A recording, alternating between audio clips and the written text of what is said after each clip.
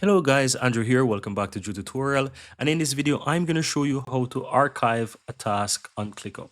Simple, find the task that you want to archive, look towards the right hand side and click on the three dots that is there. Look towards the bottom and you'll find archive.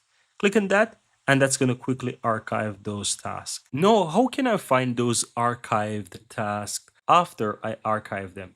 It is very easy. Click on the filter on the upper part as you can see right here.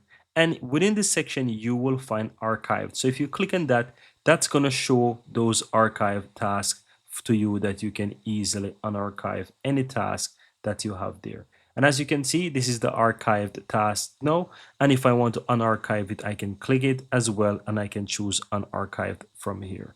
And that's pretty much all there is to it, guys. Now, once you're ready to go back to your normal view, just clear the filter and you will see everything once again. And that's it, guys.